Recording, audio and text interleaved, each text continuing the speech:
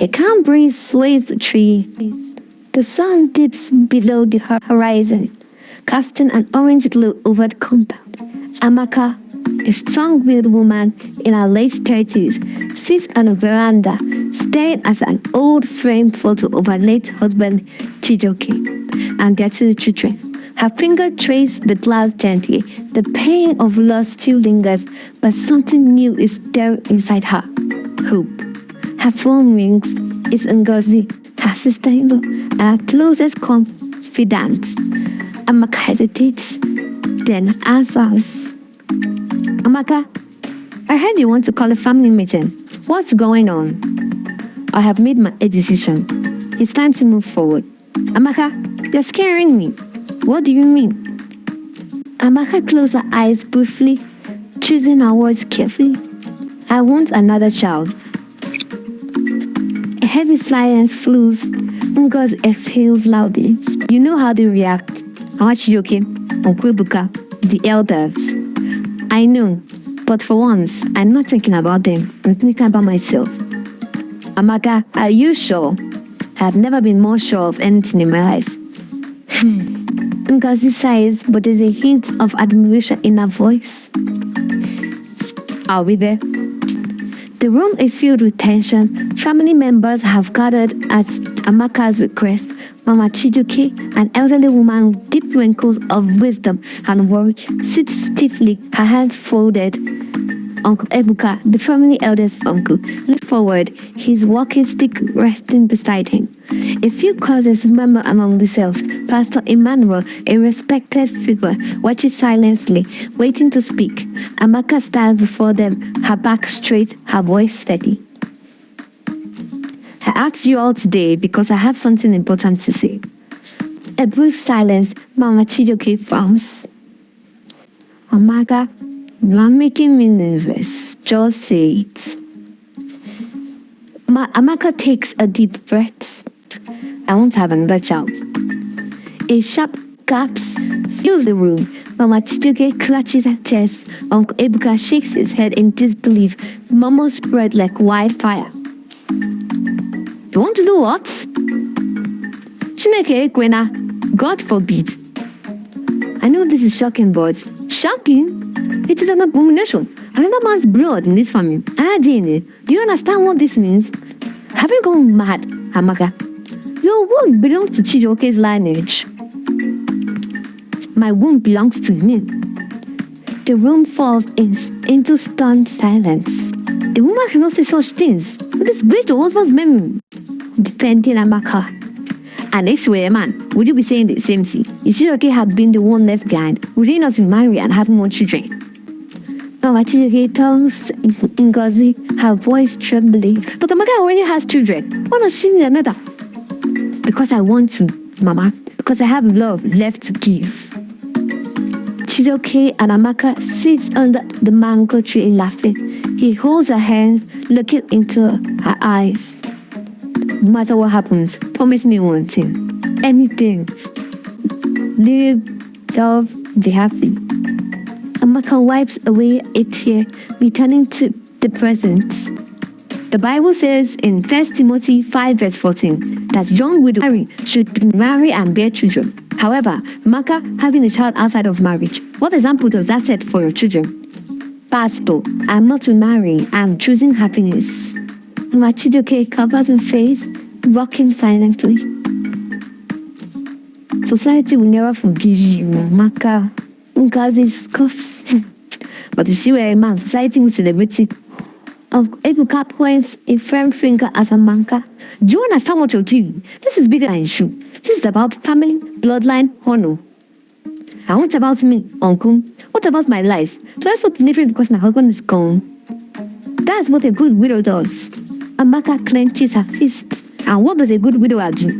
Uncle, does he remain faithful to the grave? Silence. Uncle Ebuka looks away.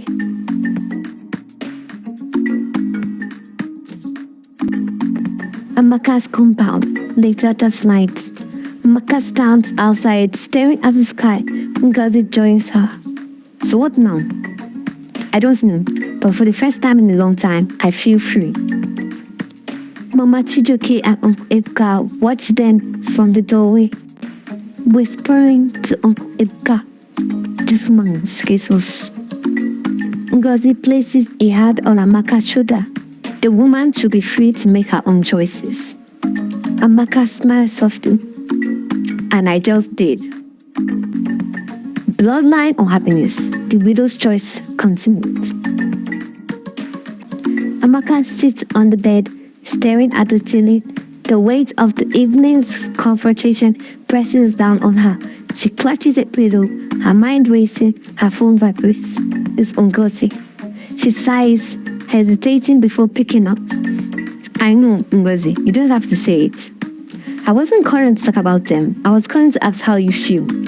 Amaka exhales stiffly, relieved, angry, scared, but also at peace. They won't let this go easily. Uncle Ibka and Mama will call a family council. You know how they are. Let them call whoever they want. My decision is made. That's my sister-in-law. Stand your ground. They both chuckle. Both the weight of reality still lingers. Village meeting hall. Afternoon. The elders have gathered. A few respected family members sit in a semicircle with Uncle Ibka at the center. Mama Chijoke sits beside him, her face solemn. Amaka walks in, poised but aware of the dignity in the air. She greets them politely, but their responses are cold. "Amaka, do you know why we have called you here?" "Because I dared to make a decision about my own life." Immoral street elders, watch your tongue. This is about the honor of this family. "Amaka, we understand your pain, but bringing another man's blood into this family is an abomination. What will people say? That my son's widow has defiled his memory." "Mama, I'm not defiling anymore. I am moving forward." "Then move forward in the way that respects our traditions." Amaka sighs, gripping the arms of her chair. "What exactly do you want me to do? Marry Chijoke's brother, be forced into a union I don't want, raise my children in grief forever." The room falls into silence. "If you must remarry, do so within the family. That's where Chijoke's bloodline continues." Amaka laughs bitterly. "So I have no right to love freely. My happiness must be dedicated by your rules." Chijoke's voice softens, pleading. "Amaka, please, don't bring shame to us. Mama, I love you. I respect you, but I will not live my life in the shadow of a man who is no longer here." A heavy silence settles in the room. "If you go through with this, you will no longer be considered part of this family." Amaka looks at them one by one. "If that is the price of my happiness, then so be it." She stands up and walks out, leaving behind a stunned silence. Amaka's compound, later that evening, Ngozi arrives in a hurry, looking worried. "I heard what happened. They really threatened to disown you." Amaka leans against a tree, her arms crossed. "They think that traditions are more important than my life." Ngozi shakes her head. "What would you do?" "Exactly what I planned. I will have my child and I will live my life. If they choose to abandon me, that's their loss. You are stronger than most women, Amaka." Amaka smiles faintly. "I am just a woman who refuses to let grief define her." They sit together in silence, watching the stars above. The future is uncertain, but one thing is clear. Amaka is ready to fight for her happiness. Wow, what a journey. Amaka's story reminds us that tradition is powerful, but so is the voice of a woman who chooses her own path. What do you think? Should widows have the right to start a new life and even have more children, regardless of the family's opinion? Let's talk about it in the comments. And hey, if you found this story thought-provoking, inspiring, or even controversial, don't forget to give it a thumbs up, share it with someone who needs to hear this, and of course, subscribe for more powerful, real, and relatable stories like this. Until next time, stay bold, stay kind, and never be afraid to choose your own happiness. See you in the next one.